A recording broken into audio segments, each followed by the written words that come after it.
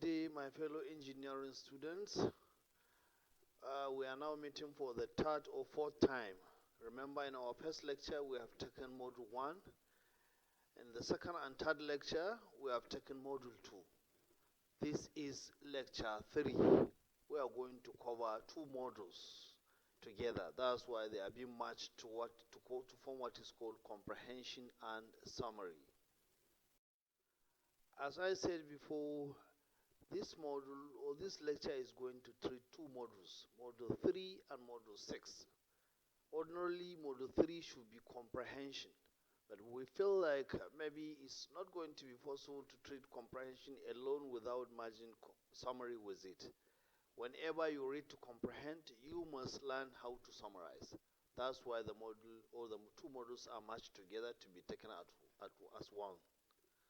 Comprehension and summary, having Module 3 and Module 6. Therefore, this is the title of our lecture today. By way of introducing the concept of reading and summary writing, we may need to take one essential question about what reading is all about. Reading is one of the 4 skills we have in language learning. As we can see on the screen, these skills are essential in language learning and are interrelated.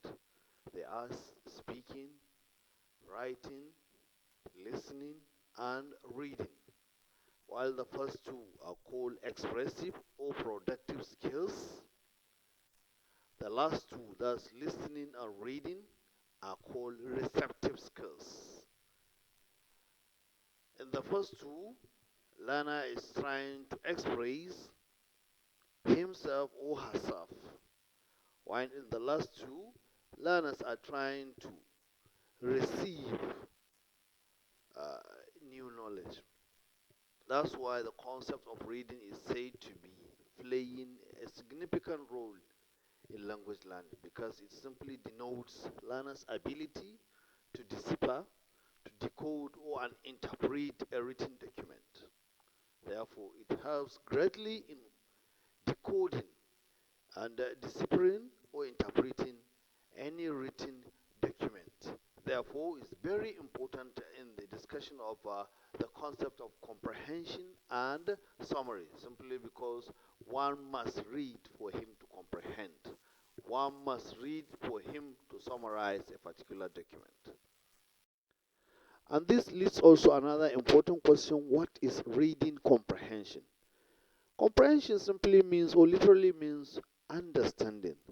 Therefore, reading comprehension means to read and understand what the passage is all about, because it's expected that whenever you read a particular passage, you must be able to comprehend what is written in that particular passage and even respond to questions following a particular passage. Because if you are asked to read in order to understand or to comprehend, you automatically or naturally expect questions to follow afterwards. Therefore, reading comprehension simply means to read and understand, to read and grasp the important points being construed in that particular passage or in that particular written material, in order to answer appropriate questions that followed, to understand, or rather to determine whether you have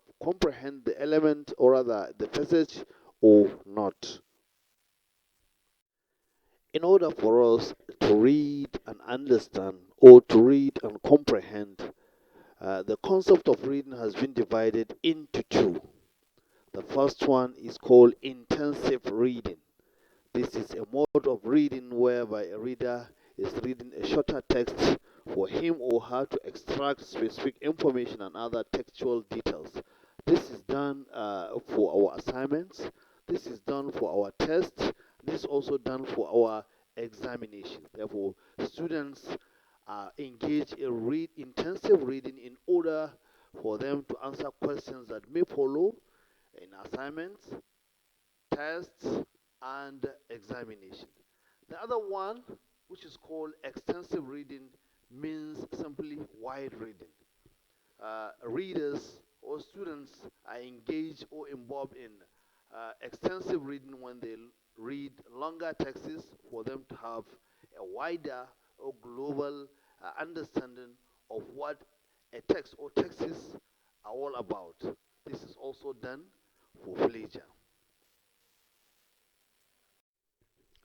And now, based on the types of reading we have identified in the previous slides, there are purposes of reading comprehension. These purposes are what a reader is expected to engage a reading comprehension for. Number one is to grasp the sense of the passage. As a reader, you are expected to know what the passage is all about. Number two is to generalize from and apply simple logic to the passage. That is simply to make an inference, to make an inference about what the passage is all about and apply simple logic. That is by making inference, you are now trying to what? To make a simple logic that this passage is about this or is about that. Then number three is to get the meaning of part and whole of the passage. By reading comprehension, you are expected to know the meaning of the part of the passage you are engaged in reading and the whole of the passage. Number four is to understand the passage initial features. As a reader, you are expected to understand what the passage is all about, the essential features, meaning how many paragraphs does the passage has. And you can identify that the first two paragraphs, for instance, are introductory part of that passage, and the medial 8 to at least 9 paragraphs, or the third to at least 9 paragraphs are what? Discussing points of a particular passage. And the last paragraph is more or less summarizing that particular passage. And number five is to identify the key words and their grammatical functions. By that, or rather by engaging in reading comprehension, you are also expected that you will identify how many paragraphs you have and how many points are together. What are the functions of what? Certain grammatical words in the passage. And what are the function of what? Certain conjunctive adverbs being used to start paragraphs. Are the paragraphs building on one another, or are they contrasting on one another? Or are the paragraphs being arranged to express functions of what? Consequence. Then the sixth is what? To appreciate facts from opinions. By engaging in reading comprehension, you are expected to differentiate that these are facts and these are opinions of the writer. Then the last one is to identify sentence types and figurative expressions. You are also expected as a reader that reads to comprehend to identify that we have certain number of possibly simple sentences, compound sentences, compound complex sentences, and we have certain number of figurative expressions in the passage. And now, in order to engage in reading comprehension, there are certain steps one is expected to take in order to read and comprehend properly. These steps or these have been outlined to indicate what should be done before, during, and after reading in order to ensure that we grasp the sense of a particular passage after reading. As we were saying, the steps are three. The first one of them, or the first one, is to identify the structure of the text. This should be before you read. Therefore, to fully understand the text, one must look at how it's being structured. At this point, one is expected to carefully observe the elements of the text in order to identify its structure. This starts from the titles of the text, the subtitles, the illustrations, the captions, the boxes, the words in bold types, and what have you. And now the second steps to be taken by readers or by students, it should be during the reading itself. Students are expected to be active. Here you are expected to define or rather to have your reader project, and you are starting to lose yourself in reading the text.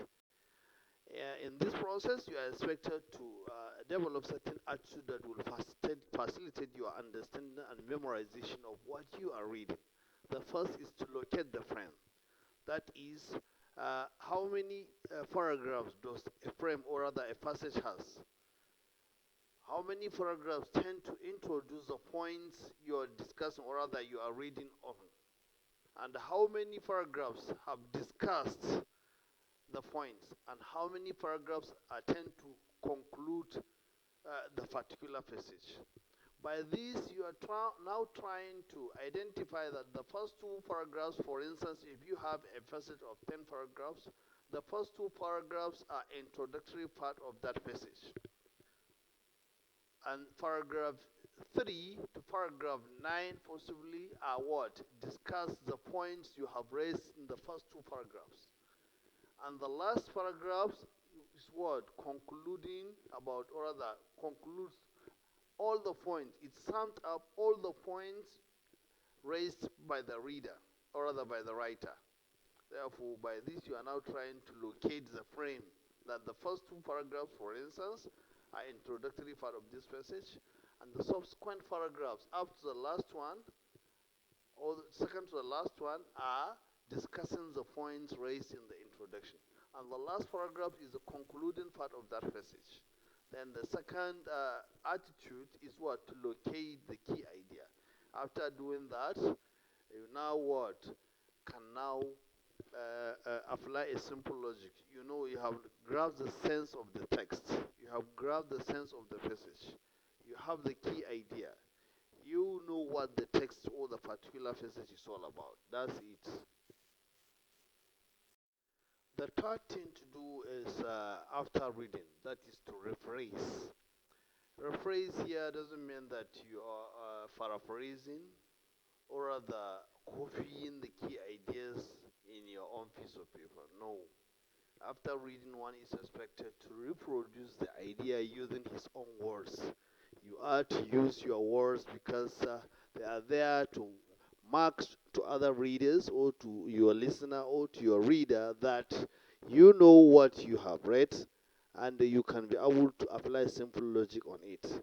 You grasp the sense of the passage and you know the meaning of part and you know the meaning of the whole. Therefore, you are expected to answer even questions that come apart or rather that come after reading.